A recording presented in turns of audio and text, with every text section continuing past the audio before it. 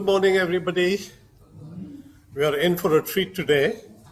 As you can see, all the technicalities have been sorted out. And we've got two experts with us, both Jilly and Ahmed, in case we have any difficulties with regard to sound or projections of one sort or another. Yeah. Well, what I'm going to be talking about today is my experience with AI, and in particular about how my old talks that are there on my family website, which I might be able to show you, those can be brought to life because, those were done some 10, 15 years ago. So there was no Zoom, there was no recording, nothing. So what we had was just, or what I had was just the PowerPoint presentations. So what I did in order to make this talk is to take one of those slide projections that I had of old and give it an AI touch to it by making it speak and have somebody to see what he's saying. So it's me talking, but we haven't quite got there because we'll get into it as to how to make it even better as we progress. So what we have today is that particular sort of work that I have been doing on the old presentation, and the result of that, I'm going to show you that. And then I'm also going to show you another little exercise I did. My grandfather, in 1945, he made a speech. And it's a very important speech because he was the president of the Muslim League of India at the time of partition and independence of India. So that one of the leaders had come over to address this South Indian sort of public, and he was the chairperson to sort of welcome him. And he gave a long speech, and that speech is there as well. So I thought maybe I should give it voice to have him actually speak. So I took one of his old pictures and then gave that script to one of these AI sort of apps, and it made him speak that.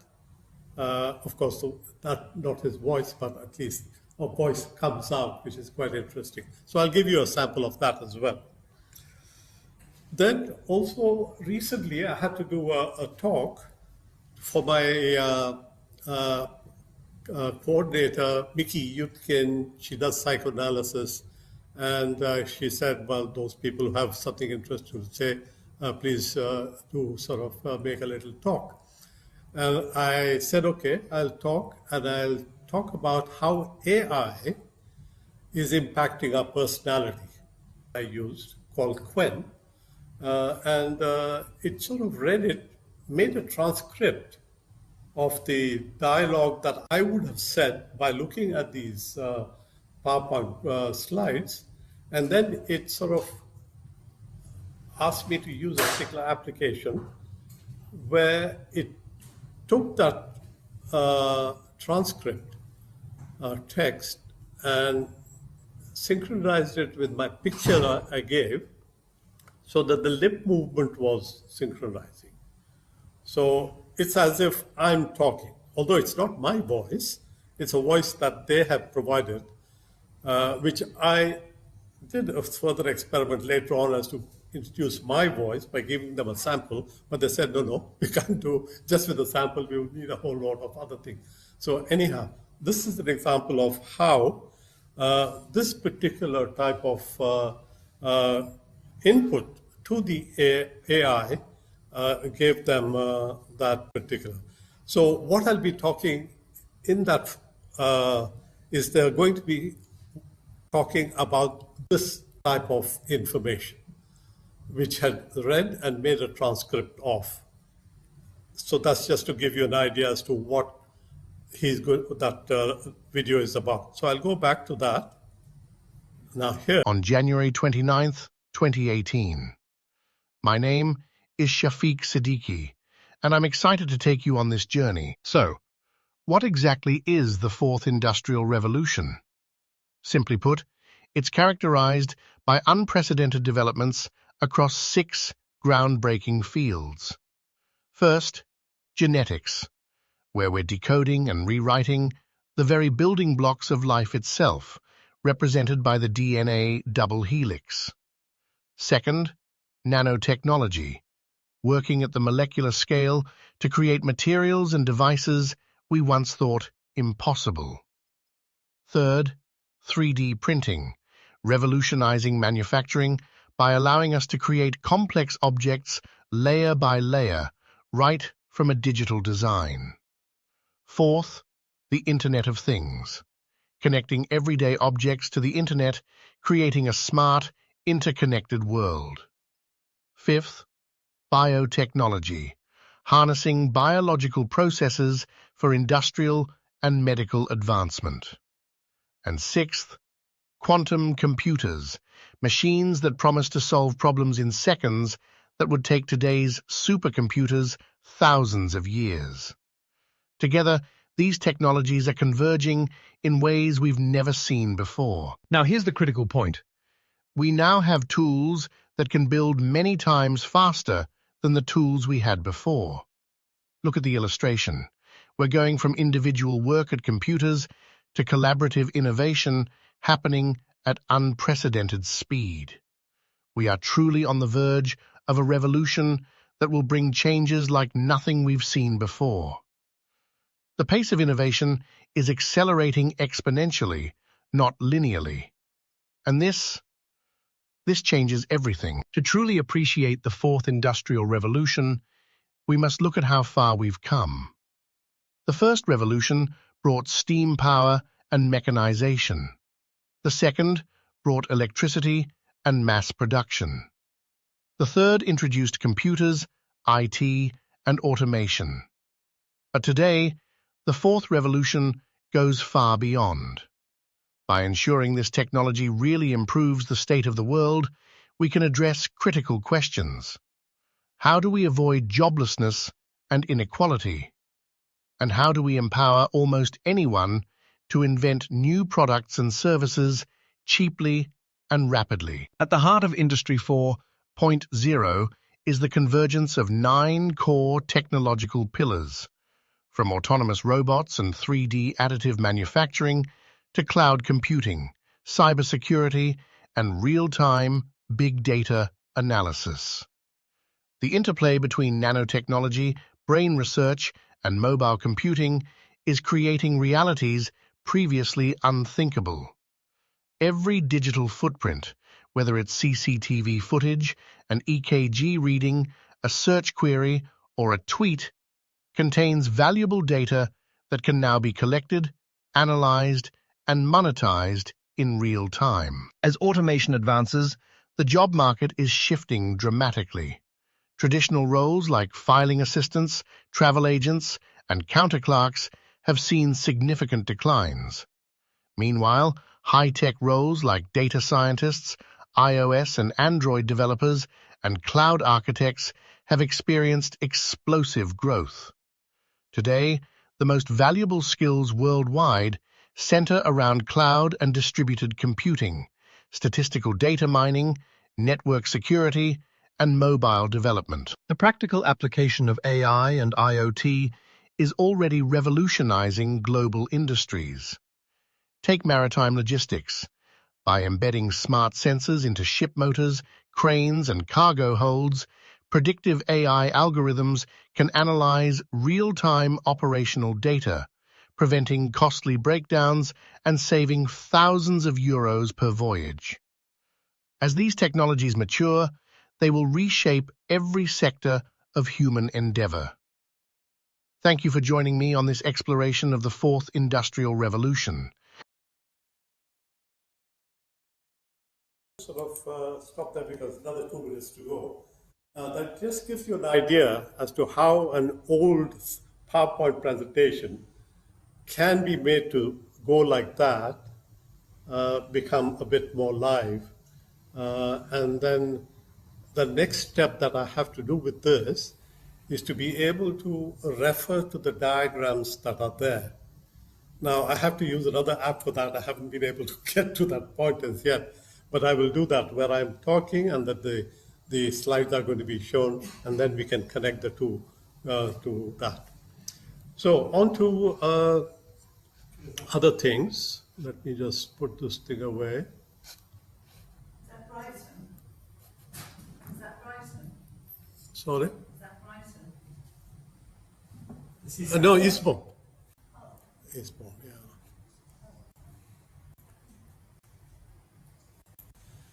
Okay, so that is my first thing that I said we would do. And then this is what it's talking about. This is the detail which I'll have to combine later on. And now the next one. Now, as I told you, I attended a class with on psychoanalysis by Mickey, and that talk is something that she said I could do, which has to relate to personality, the psychoanalytical aspects of change when we interact and have to deal with AI in general. So in there, what I did was I said, since we are talking about AI, let me ask AI itself what I should be talking about. So I said, the impact of AI on human beings, male and female, and just give me 5 points each. And it gave me that, which I will sort of see has Liz, how do you feel? show you here answer that you're looking for. So what I did in terms of this particular talk, I asked the question and I said, let me use AI itself to give some of the answers that I'm seeking. So I asked for it to give me 5 points that impact our personality from the exposure to AI. And it sort of gave me those 5 points, which I will go into in a little while. Also, I asked it to give me an illustration in a pictorial form so that it becomes easier to understand what it's trying to convey. So along with that, it also sort of gave me some pictures to show you. Now, the difference here is this. If you ask Google, Google brings the pictures that are already there on the net. Now, what this chatbot does is that it creates the pictures relating to the topic and to that specific point that one is interested in. So you'll see what I mean when I get into that. So let's go on to the next slide. And I want to give some acknowledgement to the chatbot that I used. Now, the chatbot that I used is called Gwen25. It's a Chinese chatbot. Yeah, I'll stop there. So that's an important point here to note, that it comes up with the 5 points which one needs to consider in relation to the impact of AI on personality. The 5 points so we can go through. It's not really, my talks are there on the channel and when Jilly sends out the program, there's an archive and all my talks are there, which are recorded talks anyway on the channel. So the important point here is that the thing can be illustrated as well, the impact. For us to be able to gather what is being said, what is meant by the impact and so on, I said, give me some pictures. So it created the pictures of people and in situations which enable us to understand the point better. And the first point was that I think I might be able to go to that, perhaps here. Yeah, here we are. The first point was that if you let robots or AI take decisions on our behalf, our own ability to take decision diminishes. So that's a very real concern that we all have. Like in the days when we were learning tables at school, I had to learn the 12 times table and the 16 times table. Why? In India, because there are 12 paisas to an anna and there are 16 annas to a rupee. So we had to learn that by heart. Now we just do it on a calculator. So you can see that the impact that it's having on having a new type of entity entering our decision-making process is enabling us also to be impacted in our how we use our brain. So first point was that particular thing, that it weakens our thing. Now, this talk is not about that particular feature that it's there if you want to look at it. The second one is about relationships. It's going to impact our relationship. I'm just going to briefly give you. And then a comfort zone and all that, I think, is going to be impacted. So those three pictures give you an idea as well as to how it created that as well. So, I didn't tell it to say, show me a robot or show me this, that, or the other. It just did it by itself.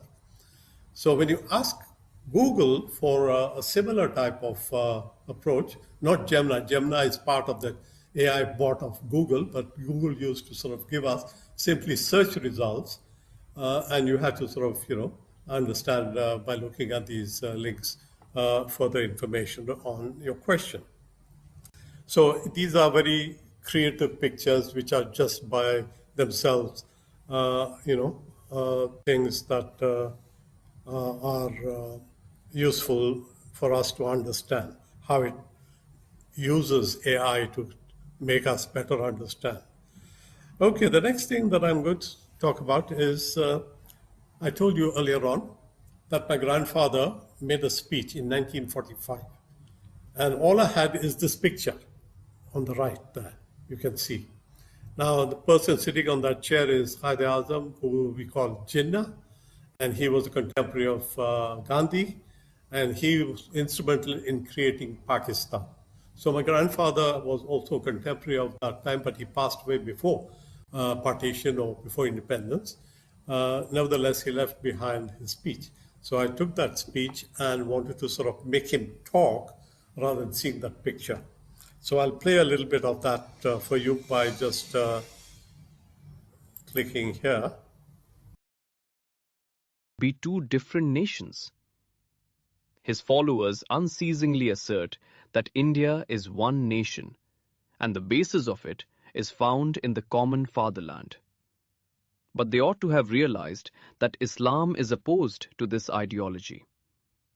Sir Muhammad Iqbal's interpretation of the Islamic viewpoint is worth consideration. The religion of nature professed by the Muslim people is called Deen-e-Kaim. These words carry a singular Quranic connotation to the effect that it is only religion that substantiates the material as well as the spiritual aspects of the peoples that surrender their individual and collective life to its rule. In other words, according to the Quran, the nation in its real political or cultural significance is constituted by the religion of Islam. And therefore, Quran declares in unequivocal terms that any system of life other than Islam is unacceptable. There is another point which deserves earnest consideration on the part of the Musalmans.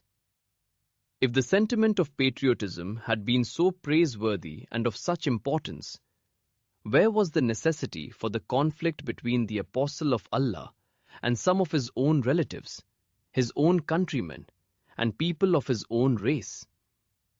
Why is it that the Prophet, may the blessings of Allah be upon him, did not evaluate Islam as an ordinary comprehensive dogma and placate Abu Jahl and Abu Lahab on the basis of common nationhood? Why did he not maintain the bond of common patriotic nationhood by making common cause with them in political affairs of Arabia?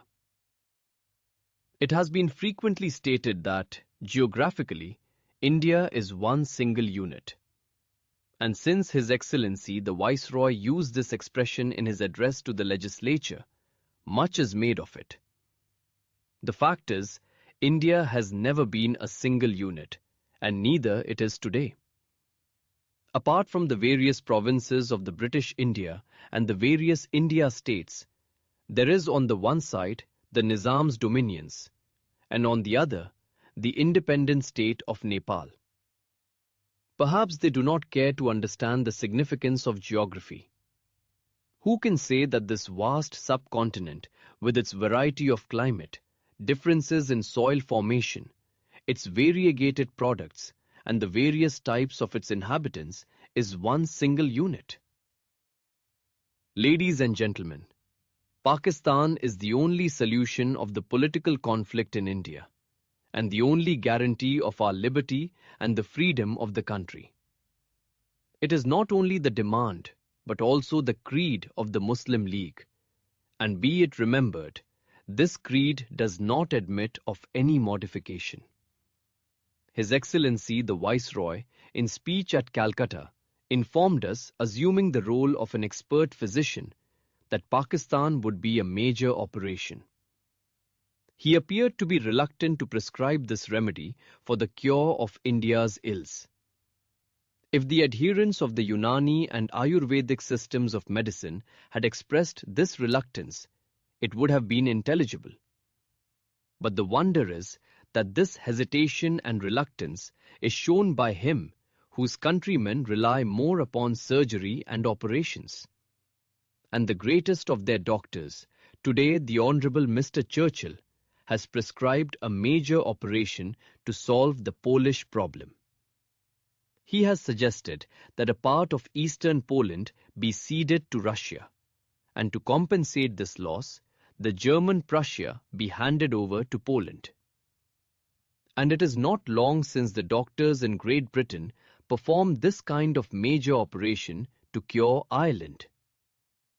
However much the Viceroy may hesitate to prescribe this remedy, there is a tacit admission that the major operation of Pakistan is nevertheless a cure for the ills of India. The hesitation of a surgeon to perform the operation, instead of the reluctance to submit on the part of the patient, is indeed due to the surgeon's lack of confidence in his skill, rather than the inefficacy of the remedy. Address of the Chairman's Reception Committee, Bangalore, Coorg, Provincial Muslim League Conference, held at Bangalore on the 21st and 22nd January 1945. Fellow delegates, brothers and sisters in Islam, it is my pleasant duty on this occasion of the first conference of the Bangalore-Coorg Provincial Muslim League to extend to you all a hearty welcome. So we've got a sample of that speech, which was text, which is sitting there for the past, 70 years, has now been put to voice, and you can see him speaking actually. So it really sort of caused me a lot of excitement to sit here, although it's not his own voice, but nevertheless, to be able to sort of see him voice his speech was really quite a good experience for all of the family to be able to understand and see that. So that was another example. Yeah, that's a written speech. We have in our, I've set up a family website because once when I had gone to my daughter who lives in Switzerland, she said, "Oh, Daddy, you know some of this old stuff. Why don't you sort of put it down in writing?" So I came back to London and then I said, nowadays it's technology, so I'll set up a website. So that website has a lot of information. It's like a repository of our memories now there, quite a few hundred pages in there. But that link is there for us to pick up the speech. I might show you just later on. Now, this is my daughter, as I said earlier on, who passed away about 4 or 5 years ago, breast cancer, and she left behind, of course. It was a tragedy, left behind an incredible memory for the whole family. So in her memory, I had written a poem, which was something that affected me because I knew from her very child, days that she came into this world to when she passed away, that memory, and I wanted to record it in a poetic form, but put to the tune of Frank Sinatra's famous sort of song, "I Did It My Way," because she was quite an independent person. She did things her own way, And of course, I'm going to play that because what AI has done is taken my poem and then made a little few changes here and there to be able to fit in with that cadence of my way, the high and the low and so on. And then, of course, it goes through. So I'll play that. It's about 4 minutes long, I think. But I always listen to it and I feel it takes me back.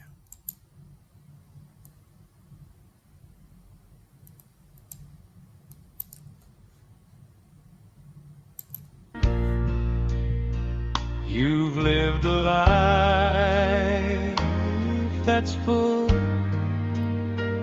You've traveled each and every highway,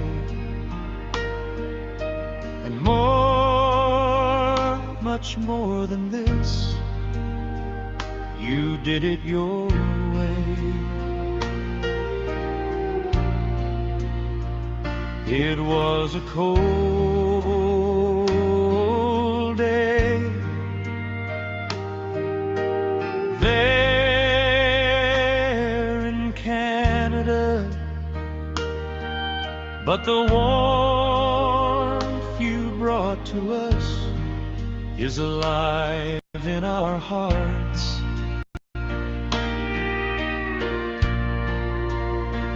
Good morning, boys,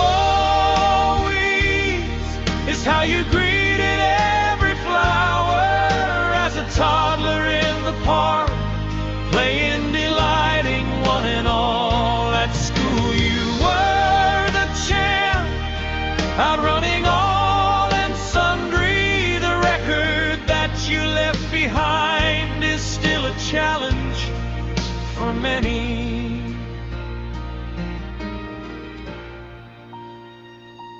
Independent as ever, yet keeping your standards high. Your antics and your accents too would make us all roll over.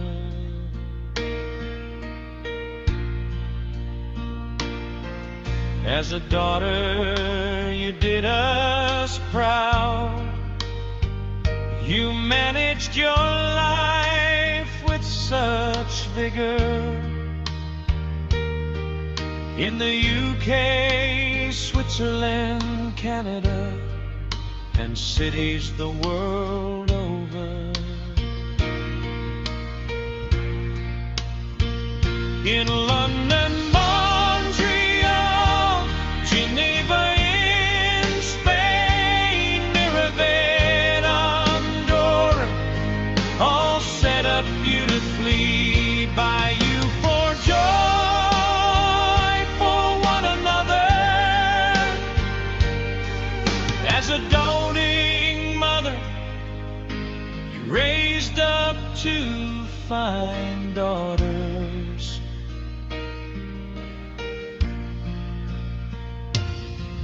As talented and lovely as you, the family's delight, being of a large heart right from your earliest days.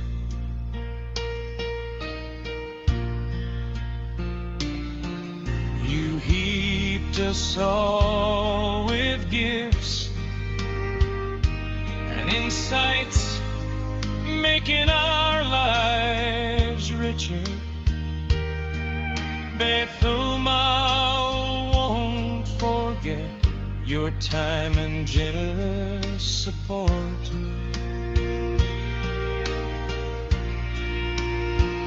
And many still who pray for you and keep you in their hearts aglow. May you live in us evermore and every day to remind us all just soul lived her day.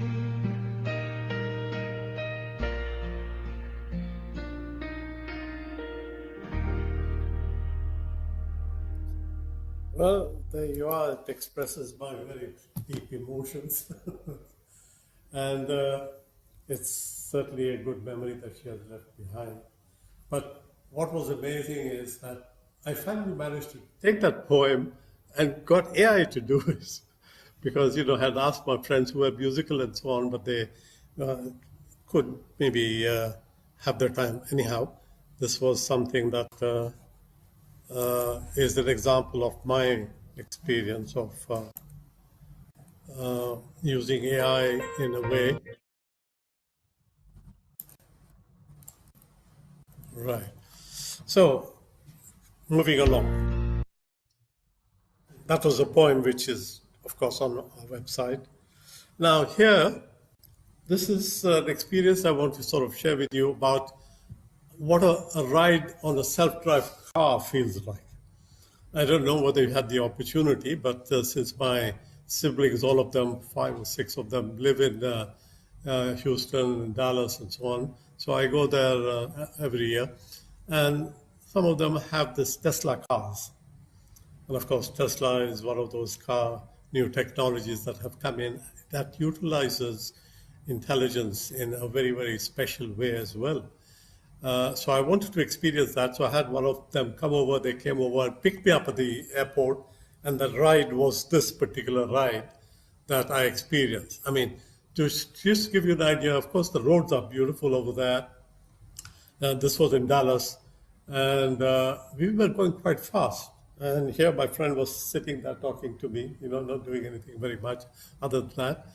And then the car sort of overtook as well, the traffic there. And it was going at a pretty fast pace. I thought it was about good 60 miles an hour or thereabouts, I think. Anyway, here is an example of that experience. I'm in a Tesla car going on FSD, hands-free, and Hamid here is the owner of this car and he's giving me the experience of riding. He's come to pick me up at the airport, and here we are riding on the FSD, full self-driving. Fantastic sort of experience here, and it seems to be doing it like any other car, and at a fairly good pace. Doesn't slow or do anything like that, and sticks to the lane, and we're going on the highway as well, so quite an experience. Fantastic. I'm really sort of grateful to you to have that experience right on the very first day that I arrived here in USA, and having to ride a Tesla and in FSD, full self-driving. So there we are. Thank you, Amit. So that was my first experience. It was last year actually, and I was thrilled with it.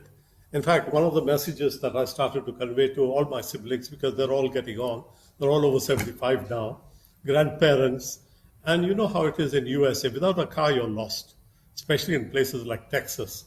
Distances are huge, and of course, transport is not that good.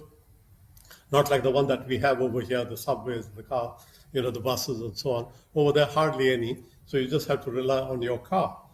And at that age, driving, I thought, was getting a little bit strenuous and dangerous, in my opinion. And of course, the record of self-driving cars so far, although they're still new, is that they're much more safer than human drivers driving cars. So I started to tell my sister, she takes everybody around, hospital appointments, doctor's appointments, all sorts of things. He's also, and then, she has all these pains in her knees and, navigation problems and so on. Because one of the things about this FSD cars is that you just tell them where you want to go, and it goes. You don't have to worry about, which left or right turn or this turn or stop here or there.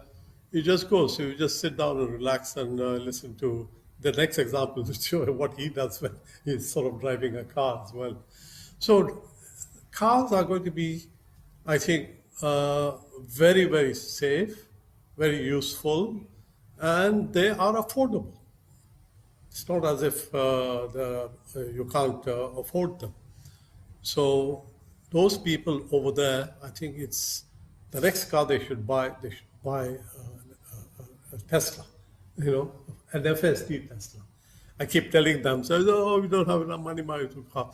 I said, sooner or later you have to buy a car, so you might as well buy a Tesla. So I think the next person is, this is my nephew. I'm in a Tesla car. Oh, this thing. Oh, sorry. Right. So this other one is the experience I had only a few months ago.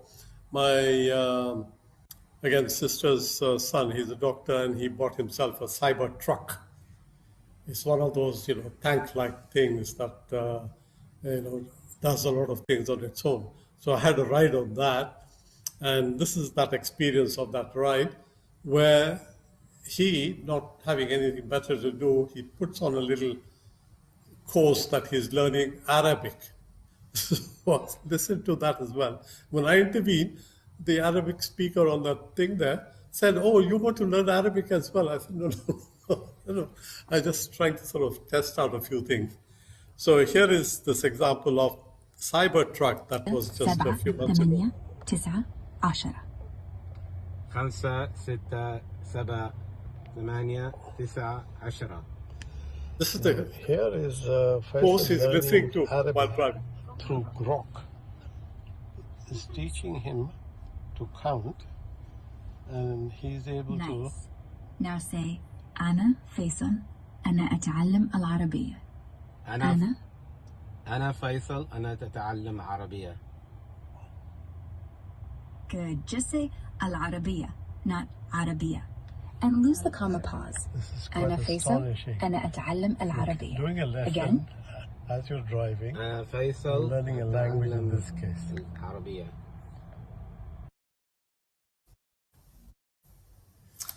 Okay, let's stop there for that. And my last thing, I think there's no further thing, but except to say that the experience we are going to be having of AI is going to be sort of creeping up on us. You yourself may have experienced AI in one way or another, and we'll probably will not necessarily sort of see the change as being very dramatic. But in things like this, it's a very dramatic change, where you go into your car, you sit down and do it. Now, the other thing about these types of cars is that, when you buy a car, you go to the office, you park it for the whole day, and the evening get into it and come back home, and maybe go out in the evening. So all day it's sitting in the car park. Now, one of the things that it can do is got the software to be able to sort of go and act as an Uber car. It earns money for you. So you can actually, not have the car sitting in the garage or wherever. You can actually make it work and pay for itself. So this is another sort of incentive I told my sisters. I said, look, the car will also be earning for you, so don't have to worry too much about the costs and so on. Because, whatever you spend, you're going to get back, provided, of course, you allow it to go out and do the Uber work. So that's coming in very fast in both Dallas and Houston and in Austin, where I have all relations. They all see these cyber cabs, operating, not in great numbers right now because they're upscaling in the factory to churn out, hundreds and hundreds of them. So they'll be sort of, in every city before long. So it's a big change that you can notice. But in other things we may not notice. Well, in other places that when you go to a doctor, the doctor has so much now extra information using this particular type of tool. Like one of my friends, he's a radiologist, and he says, all the analysis of that of the X-ray is done by AI, just like that. within minutes. So it's going to impact a lot of professions, and they might be, feeling the change a bit more properly. But on the whole, I think people like us who are a bit retired, we can play around with things like this, and improve and understand what this technology can do. So with that, I'll say one other thing. All my talks, which I've done on U3A, are sent out by Jilly on that on that program, and at the bottom is that archive under my name. Press that, you go to my channel, which is a YouTube channel, and you can see all my talks that have been recorded by Jilly's system anyway. So it's up there, but not the old ones. The old ones are on a website. So that I intend to do something with sooner or later. Okay, thank you very much. Unless you have any questions. 9 10. Yeah, I thought your first example when you were standing on Eastbourne Beach was retrogressive because, I work on the principle that a diagram or a picture is worth 1,000 words. And in my European history alone, I've got 31,000 slides, which saved me 31 million words, of course. When I think of some of the slides I've got, I don't know what AI could do except screw them up, because some, especially the last 1814 and Napoleon, some of the slides there are very complicated, where arrows move across maps and so on. What could AI do that I can't do better myself? Well, I mean, what it can do is take away a lot of your time. It can do it a lot faster than what you're able to do. Because, like, I give you an example, for instance. When Valentine's Day was there some years ago, I was playing around with it. I said, okay, I've got some friends. I'm going to sort of create, roses are red, violets are blue, and then, create for specific people, giving the AI a little idea as to what this person likes and so on and so forth. And then within 1 minute, I had 10 verses come to me, and for each one of them, a separate type of result. So the actual time that it saves for you is enormous once you've learned how to use it, and AI helps you to do a lot of this, what Elon Musk calls repetitive, boring, and dangerous work. Three things that AI can do very easily for human beings. So let's hope that we are able to keep this under control to the point where it gives us the benefit of that super intelligence that it has, which is beyond us, and yet is not a threat to us. So that's a big sort of thing. Sorry, yeah, the recent stories of AI going rogue and hacking into computers and stealing data, I think is a side of it that we, and maybe everyone, is frightened of, and makes us less inclined to engage with it in this sort of free, have all the information you want sort of way. And I don't quite know how to proceed at the moment because of that. Yeah. I think that hacking into another company's sort of world, as it were, is a feature of the intelligence that is there in AI. That if you have, like for instance, I asked AI, can you go into my family website and tell me some of the questions that I posed? He says, sorry, I'm not allowed to go into a website. So there's a guardrails have been put in. So even with the password and my ID that I gave it said, no, I can't do it. So we can put in guardrails around this AI as well, but it could also sort of, bypass it in some way. So we just have to make sure that we are able to do that a bit more comprehensively. Question online. Pamela? Sorry? Oh, sorry, go ahead. I use AI when I have a difficult document to understand, like a surveyor's report about 10 pages, and I copy and paste and say, summarize it. And it's brilliant. So recommend it for that. Anything that's difficult, a paper that's very long-winded, it's very good to do that. Yeah, you're very right, Pam. It does that brilliantly and very quickly. In fact, some of the things that I've done recently is, there are plenty of books which are popular, which need to be read.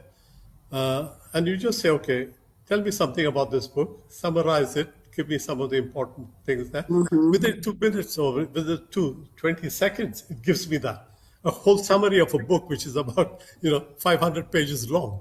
And you can ask it to address certain types of aspects of that book for you to better understand it. So you then ask the question, okay, why do people want to read books then? Well, it's quite clear. It's information and, of course, feelings. Now, what AI, which we all need to remember, is that AI does not have feelings. This is where we are different. And because it doesn't have feelings, robots that come through as well don't have feelings. They'll be smart. They'll be 100 times smarter than you, Good for legal documents then, isn't it? It's all about reason, not emotion, law. It's good for law then, isn't it? Legal documents. Yeah. In fact, it's not only legal documents. What it can do is all professional work that is being done, it understands that work. Accountancy, medicine, legal stuff, architect stuff, whatever it is, it can give you very ready answers that you might pose to it. And therefore it takes away although you may have tons of stuff, you can think about it and say, what is it that I would like to do with this stuff? And then once you have it, you can even ask it the question and say, look, I've got so much stuff. What should I do with it? How should I go about doing it? All that. So very basic questions also you can ask them and you get very ready answers very quickly. In fact, if you want to go on a holiday, you can say, look, I want to go to Crete. I want to be able to spend so many days there, and I've got my budget is so much, and these are my schedules. And that's within minutes it comes back and gives you a whole program. So, sorry. Yeah. What about brainwashing? What about brainwashing? My daughter at the moment, I think she's been brainwashed. She said we're going to lose our Western lifestyle and all it's going to become Muslim and all the horrors that this can. And from what she's telling me, I'm not saying I agree with this, but there's a whole stuff. Yeah, you see, if you go that way, that propaganda which is there, now you can take the media. You see, you got the mainstream media at the moment, and mainstream media has an agenda. And that agenda is of somebody's interest, somebody's pulling the string. It could be political, it could be financial, or whatever. But there is an agenda. So you then we follow the mainstream media. Well, no, you may think otherwise, but if you look at the different commentators that are coming in, because we have now a democratic type of approach to getting information, which is social media. Okay, some of it may be fake, but at least we know that in the mainstream media, it's a very much an interest-oriented type of agenda. But with the social media, you will get individual people commenting, and you can decide for yourself which is it that you accept. And the rule is, because Elon Musk, when he bought Twitter, he fired 80% of the people in Twitter. And why did he do that? Because it was infiltrated by all the people of special interest there. Countries had their people, government had their people, and so on. So as to make sure that there's no negativity that is put out because these special interests, have all sorts of difficulties if it came out. So they had people there. So he filed the law. So the people then ask and say, okay, how are you going to ensure that you are able to have information which is a bit more trusted? Because most of the information media we can't trust. We know the mainstream media is skewed, and therefore he says the answer is that it is the community that will have to oversee this and make sure that they accept it or not. Some people are more vulnerable. Some of this stuff is very convincing. Yeah, well, this is all the whole story about propaganda is a different story. Not to worry about it. I think they target certain people, maybe. I don't know. Yeah. Some people will believe anything, I guess. Yeah. Let's see what Ken has to say. Well, I mean, I started working in the computer business 61 years and a bit ago, and this stuff scares me stiff. I didn't have a mobile phone until November last year, and I plugged it into a laptop to charge it up. Fortunately, it's not a laptop that has any financial information in. And the bloody phone hoovered all sorts of information out of my laptop without my permission. I thought that mobile phones were another sort of computer. They're not. They're spies in your pocket. They're bullies in your pocket. They constantly try and sell you stuff. And if just a phone could do that, if I let an AI agent into one of my computers, what's it going to hoover up out of that? Fortunately, I keep different stuff on different computers, so I've got some control over that. And they're all Apple, so they're all Unix, so they've got, a degree of file protection. But how can I rely on the file protection against one of these things? It stinks from top to bottom, because the people who are controlling this, particularly the Americans, are a bunch of lunatics. They're only interested in controlling people and making money. I mean, there's more to life than controlling people and making money. Yeah, well, this is the whole problem with life. When we have life, we live in a world, at least the Western world to a large extent, it's based on a market economy, and that means money, and those who make a lot control, call the shots. And we are seeing that all the time. Big tech is now the new feudal lords, as that Yanis says, and they, like Elon Musk is one of them, and the other people as well. Let's hope that they don't become insane. And we've got a president in Trump. I mean, if you get people like that in power, you don't know what's next. I fear for that. But the answers to a lot of world problems, in terms of productivity, in terms of food, in terms of water shortage, in terms of heat, weather changes and all that, it's technology that has a solution. Politics is the one that has to implement it, and that's where things go wrong. I'll stop at that. Okay, thank you.